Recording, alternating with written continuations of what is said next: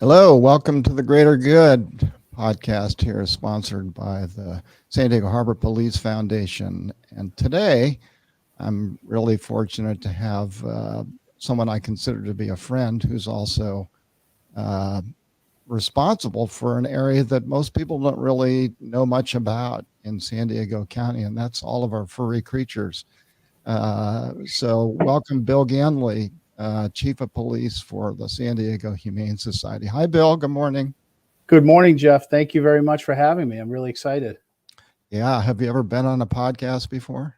Nope, this is a first for me. So Wow. Do they have those on the East Coast where you're from? I Podcasts? think I think they do. California is usually ahead of the game, but so I think we have it. Yeah. Yeah. Speaking of that, now, how long have you been in San Diego? A little over 3.5 years now. That's all. Oh, Wow. Seems yeah. seemed longer to me. I remember when the Humane Society was interviewing candidates for a captain's position. You came out, and I had the good fortune of meeting you at that time during that interview process, and I was really impressed. And now here you are, the chief. How that happened? Was there an assassination or something? Or No, the former chief decided to go to warmer pastures. I guess he is now the CEO of the Maui Humane Society. So, ooh, well, yeah, I think Southern California is the place to be, but Maui is probably a good second choice for yeah, me I'll anyway. bet. I don't know what kind of critters they have out there in Maui, but and that's a pretty small jurisdiction, I would think, right? I don't know what the actual population is, but I do know that it's a really nice organization, does a good job over there. So Yeah, excellent. So, being the chief of the San Diego Humane Society is kind of a unique role. I know that you are and always have been in law enforcement. You were a police officer back east for a number of years, and yet give us a quick bio on Bill Ganley. okay, sure. I grew up in southern New Hampshire on the Massachusetts border, about 30 miles north of Boston. And Mm-hmm. my dad was a police officer and was actually the police chief in my community. My mom was a nurse. And so I kind of always wanted to follow my dad's footsteps. I really was excited about going into law enforcement. And I started out as a part-time officer, reserve officer for the University of New Hampshire when I was in Mm-hmm. college, and really definitely decided then that this is what I want to do. Yeah. So I joined the police force in Salem, New Hampshire, worked there for 25 years, and worked my way up to deputy chief, and retired back in 2010, and went to work for a good friend of mine in a seafood supply company, lobster wholesale company. So it was a Mm-hmm. dramatic change, and Yeah. Yeah. I missed some of the what law enforcement, the parts I missed. I came across this opportunity in San Diego, and my wife and I had been here back in the late '80s during spring break in college, Right. and really loved this area. Yeah. And I have a passion for animal welfare, and so I came across this position and said it seemed perfect, and I reached out to the chief who was here, and he was my chief in Salem, New Hampshire for a period of time. So we had worked together at one point, and the more I learned about it, I was really excited, and it's a very unique opportunity. It's not traditional law enforcement, because our officers, we're not peace officers here in California, and don't have our people don't have the same type of training that a traditional typical law enforcement officer would have here in Mm-hmm. California. Yeah. But Post they training. specialize in handling animal cruelty, abuse, and neglect, as well as doing animal control functions for the 14 cities. So I was really intrigued by it, and I thought it was a great opportunity, and ended up here. So You really stepped into a hornet's nest, though, because the San Diego Humane Society originally only had a handful of cities under their jurisdiction, and during your tenure, that number has more than doubled in terms of the number of cities that you have animal control responsibility for. How's that been? It's been really great. I mean, it's our CEO, Dr. Gary Weitzman, and our board. They have this vision of trying to provide services to all of the people in the county or the cities that we cover, and really doing great things on behalf of the animals and their owners. Right. I did come in right as we were taking on those new contracts. So for me, I only know it this way. And I have to remind myself quite often that it wasn't that long ago that there were only like 5 or 6 officers in the Humane Law Enforcement Department. I think 5 years ago, 6 years ago, that's the case. So How many do you have now? well, we're up to an authorized strength of 57 sworn. We're a little down right now. I think we're experiencing the same thing that everyone is with COVID. So we've had people leave to do different things. Sure. And so we're in the hiring process now. But yeah, when we're done, we should be at 24-hour coverage, which is a new thing for us, having officers out around the clock. So yeah. Well, you're in the same situation as pretty much every other law enforcement agency nationally. There's with COVID and civil issues. A lot of departments are struggling just to keep their force, their sworn officer authorized up to where it needs to be. So tell me what a typical day in a Humane Society law enforcement officer looks like. Well, most of the time, I think they're doing the traditional animal control type functions. When animals are struck by vehicles, they'll call us, and our officers will respond and help and transport those animals to emergency care. Picking up stray dogs, or what really amazes me is the different various species that end up being stray in a city that's so, tortoises, turtles, goats, pigs. There's all kinds of things that happen in this city and the other cities around us. So it really is kind of neat. Komodo dragons, you name it. They pick them up. But they also do wildlife calls. They'll respond for injured wildlife. And we're really fortunate here. We have the Chuck and Pilar Body Wildlife Center, Wildlife Hospital, right here on the campus on Gain Street in San Diego. And we also have the Wildlife Ramona campus that handles raptors and mountain lion, not necessarily mountain lions necessarily, but we've had some. There's actually a resident hippo that lives there that was, really? It's been there forever. It can't be relocated, and it lives the life of Riley up there, and Hannah Shirley is her name. So yeah, but so the officers, they really are, but they're also doing things. They're doing welfare checks when people notice that animals aren't being treated properly. They'll call us. So they're very busy. They're going from the beginning of their shift to the end. They're investigating cruelty, abuse, and neglect cases. Following up on those. Today, Wednesday, there's a meeting with the DA's office and the city attorney's office. We meet monthly with them. They go over the cases with the officers that they have pending. Later today, too, there's some training. I think this is near and dear to your heart. It's some human trafficking case training with the DA's office. All of our officers are getting trained in how to spot and recognize signs of human trafficking, when they're out on their calls and see things. So they're probably using the training that we created through the Port of San Diego Harbor Police Foundation, which is one of our, like Bill said, one of our big initiatives. That's great. Yeah, we one of the nice things is we have a wonderful relationship with all of the agencies in the county, whether it's the police agencies, social service agencies. We're here to help. We're trying to, most of the things we do, we come across people who maybe just don't have the same understanding that other people have on how to treat animals. And so a lot of what we do is all about education and helping people. even when we seize animals, our goal is to return those animals to the people if it's not any intentional bad Sure. acts. You know, Sure.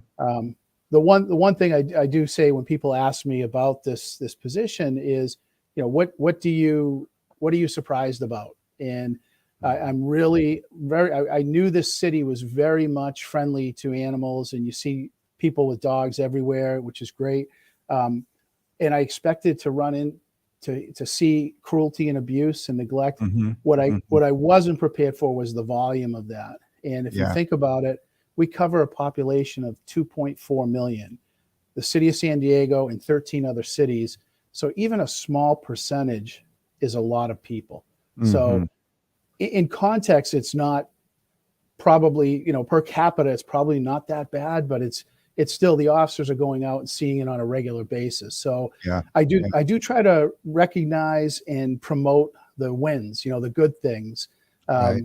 One of the officers last night, she just sent an email, it was great, and we have a wonderful communications team here at the Humane Society, and they tweeted it out and put it out on Facebook. They've been trying to find a little Chihuahua has been running loose near the Mm. freeway Mm. since the beginning or halfway through the month. And CHP has been working with us, and we've been trying to rescue this little pup, this wayward pup, and Yeah. been feisty and has escaped all of our efforts. But they caught someone, lured it last night with an officer and some people, some concerned citizens. They Mm. lured it with wet cat food and some Cheetos, There and you go. got it behind into a gate, and they were able to pick it up. And they've nicknamed it Cheeto Murphy is the pup. So, but Chihuahuas. Those Chihuahuas, they are oh definitely a special breed. My wife has one, and when she adopted that dog, and for the first 6 months, that dog wouldn't even let me in my own bed. I mean, she, she yeah, attached herself to my pillow. We had to have words, you know. Uh, so I'm a you, third-degree black belt, so I took care of her, you know. you had to have a discussion. Yeah. We had a conversation, and now she's still in the bed, but she's comfortable with me being there. Okay. But yeah, they're great little dogs. So you guys have 4 campuses throughout the county. You've got San Diego, Oceanside, Escondido, El Cajon, and then you just mentioned Ramona. Is that a new facility? Yeah, that was it was Fun for Animals, and it was affiliated with the Humane Society of the United States, and they were looking to get out of work. They have a number of those facilities around the country, and so they approached us to see if we'd be interested in taking that on. And we're glad that we did, because there's not a lot of areas in Southern California to take animals that need some rehab to get back into the wild. Mhm. And we put up a big raccoon section up there, and so Mm. it's pretty awesome. But so we have 5 actual campuses for where people can go and adopt animals, and I think you Mhm. named them, including El Cajon. That's Right. the newest one. But yeah, the wildlife center here on the campus in San Diego, the Body Wildlife Center, is a full service hospital, so people can bring in animals that they find that are injured. We have a 24-hour drop off that people can use. Mhm. The Mhm. officers will help as well. So there is a higher the sad reality is a higher mortality rate for wildlife that come in injured, because Yeah, typically the injuries are just so severe that they can't be saved. But sure. there are Yeah, a lot of cases where they do, where they're able to rehab the animal and get it back into the wild. So they do some great things. that's great. So you and I know each other on a different level than that, and that's with the Humane Society's emergency response teams, which are pretty pretty big deal throughout the county. Maybe you can tell our thousands of listeners here today. How many thousand Yeah. do we have, Sarah? Lots of thousands of people are listening to you. In fact, I'm looking at the chat screen to my right here, and people are talking about you already. Oh Something boy. about he's so handsome. Um, and here's another one says, I have 3 Chihuahuas. Do you want them? No, I'm kidding. Well, Jeff, I have to tell you that the emergency response team is near and dear to my heart because it is in such an amazing group of individuals who work together as a team. And I'm really proud of the fact that it's, while there's quite a few staff members who are involved, our officers and other people involved in the Humane Society, I'm really impressed by the volunteer component of that group. We have so many people like yourself, and I'm not saying this because you're the host, but that do so much good work with us in the community, for as a donation, as their time and effort. And what this was a thing that I was surprised about is I didn't realize how many horse owners there were in San Diego County. And I read somewhere where it's the highest per capita horse ownership in the country as a county. And as you know, a lot of people, they may have multiple horses. They may not have the trailers to move those horses. And when a wildfire starts, the panic of trying to get their animals to safety, that's where like our team can really do great things. So our emergency response team has a number of different sections. We have a technical animal rescue unit that will respond out if a horse is down in someone's stall or at an auto accident. Our team will respond with the proper equipment and training to be able to lift that animal and get it right side up and get it so it can be treated. They have a wonderful tripod system that was developed by a veterinarian. So if an animal fell in a pool and, things that they can't really, a typical fire department response, although the fire departments are amazing and some of the best teams to work with, and our teams work closely with them.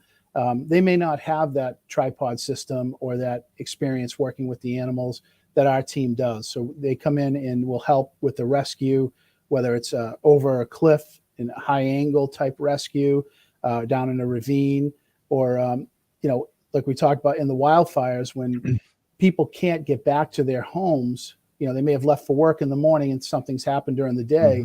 Our teams will go in behind fire lines and evaluate whether they need to evacuate those animals or if they can shelter in place. And then, our teams will go in and feed and water those animals during the event. And as you know, and I'm not a large animal owner, that fear of being like, you can't get to your animals to help them and take care of them. And then to have our team made up of people who understand that and who have those type of animals themselves, it really gives people a lot of consolation, like feeling good that they know that we're here to help. So, so we'll go out, as you know, and we'll set up in an event like that, and we'll have teams that will go out, and we have scouts who will go out and train to look at the conditions and evaluate and give information back. They'll be at the briefings at the fire command post, and our teams will go out and do those rescues. So really, well, I'm very familiar with all of that. In fact, I was on that rescue with the horse in the pool, and we used a bipod for that rescue. So 2 legs as opposed to a tripod. Depending on the situation, we adapt and overcome, just like the Marines. And this is definitely a Marine town, so we have to, give them credit where credit is due. Simplify. Yeah, well, that's great. So the other day I saw you, Bill, and you said you were really excited about the ability to talk about some other programs. Yeah, in the Humane Society, we do, like, our officers will go out, and each officer has in their vehicle, they carry backpacks, like drawstring backpacks from Purina, which we have they have dog and cat bags, and they have toys, food, treats, things that they can hand out to people who are experiencing homelessness. And it's a wonderful way to break down barriers. And, we find that many of the people who are experiencing homelessness, who own animals, are treating them very well, that they will be taking care of the animals before they take care of themselves. Yeah. So it's a great way to just show, and then it gives an opportunity to tell about the services that we provide. we give away free food every day that we're open, 6 days a week at all of our 4 campuses, and no questions asked. There's no judgment. application. You come in, you can get food for your cat or dog. That's what we have. And oftentimes we have treats and toys and things that we can give that we get from the public who donates them. So we also we provide emergency boarding if someone happens to be arrested and has their animal with them, which happens pretty regularly. We'll come and take that animal and bring it back to the shelter and keep it on an emergency board for 2 weeks for them while they deal with and get it if they're in jail, and then we work to get it released to their family members, or someone who's experiencing domestic violence and needs some help. They can bring their animal to us, and we'll take them in and board them for free while they're making arrangements and working with, say, the Justice Center downtown. Right. And so we don't want people to feel that they have to surrender their animals if they're in a bad situation. We do everything we can to make sure that people can keep their animals, and if we can help them to do that, we're going to do that. So what a wonderful service you provide. Yeah, so it really is a great group. You've been in town 3.5 years, and I know because I talk to you frequently. Your family's assimilated really well into San Diego. So what do you like to do when you're not out trying to catch rattlesnakes and stuff like that?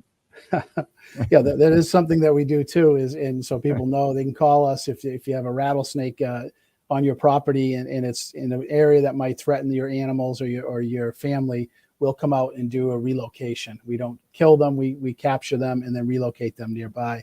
Right, but we like to we love the beach. We moved closer to the beach and love to get out there. And I have to tell you, the sunsets and sunrises in this area are just amazing. We've started doing some hiking, and I just recently injured my foot here at work, so I'm wearing a compression boot right now. So no hiking this weekend. But, did the hippo step on your foot? Is that what happened? Yes, I was giving Hannah Shirley a little scratch behind the ear, and she was enjoying it. And she turned no. Actually, we had a person who was wanted in a seizure case, and it was a big thing. But I tried to assist by pursuing the person, and my mind said go, and my body said what the heck, and so hopefully a cop, always a cop. Well, that's one of the fascinations and beautiful things about law enforcement officers, that they are the first to want to go in ahead of everyone else, in spite of the safety elements. Well, that's fantastic. So I read, or maybe somewhat Humane Society told me, that the San Diego Humane Society is the largest humane society in the world. Is that true? I wouldn't doubt it. I mean, we're a good sized organization. I honestly don't know where we compare to some of the other places around the world. I do know that we're now at close to 600 employees here in San Diego County. So there's a good amount of people, and so I think we're one of the largest humane law enforcement departments at least in California. And that I know of in the country. So, I think I could believe that. I know you have other HLE agencies that come to San Diego for their training, because you put on a pretty robust training program. Is that still ongoing? Yeah, we host every fall. We host a 2-week training academy for humane law enforcement officers, and I think Marin County holds one in the spring in up in more central Northern California. So the last 2 years we've had to pivot, and we went online with virtual training, and so we didn't miss a beat on that. But that's a wonderful experience, and some of our people teach at that, and we bring in experts from around the country.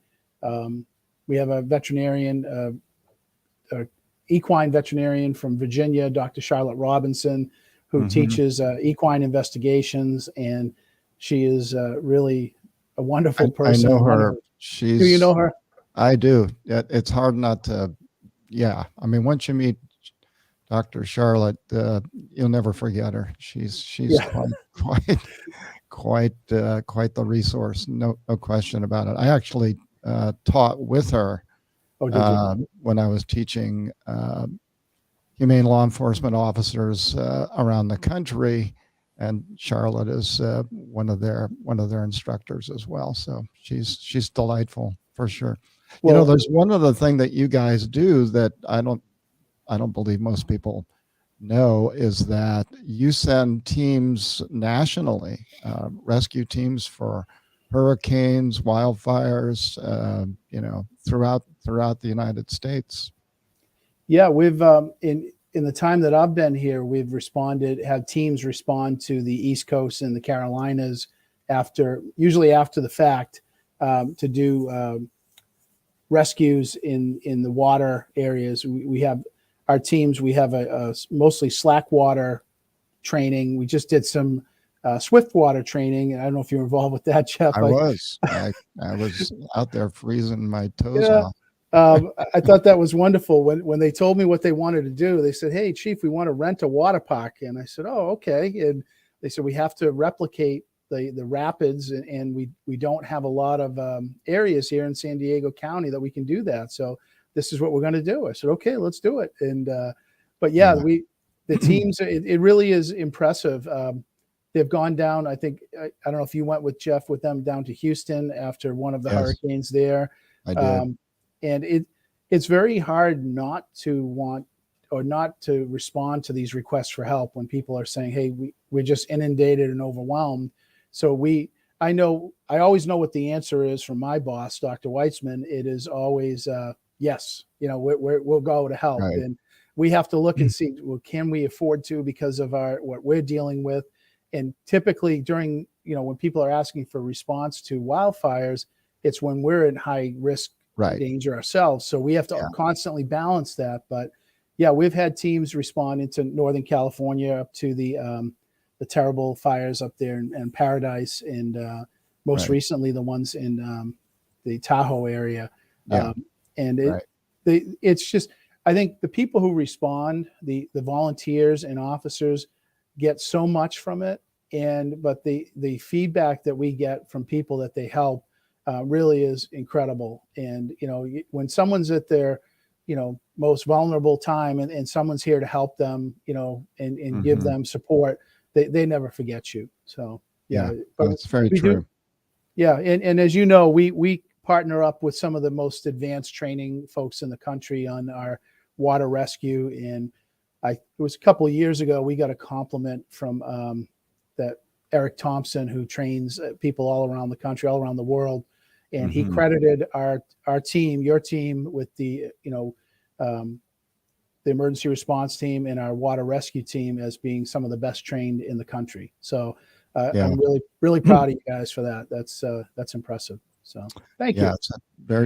You're welcome. It's a really good organization, Code 3. They do really significant work nationally in terms of training. They do train humane law enforcement officers with their East program. And then, of course, they respond nationally to these incidents. And, I've had the good fortune of being deployed with them a number of times around the nation. And especially 2 years ago, I was tasked to learn how to drive BART, which is their big animal rescue truck. It's a truck and trailer 18-wheeler. It's I don't know how long it is. It's about 2 miles long, I think. Anyway, so that was quite an adventure. I mean, I have a Class A driver's license, but I had because we have had in San Diego, we had a need for that because of the large stock trailers and California law on that.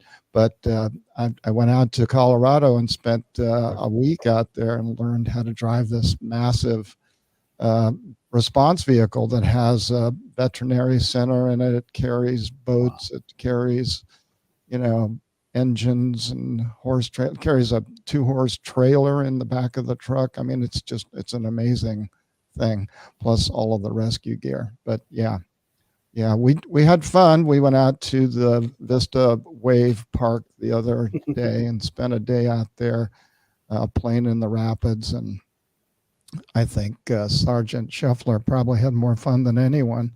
He he, he thought he was going to have to work all day, but he got to play in the water instead. So That's thanks good. for supporting us on that.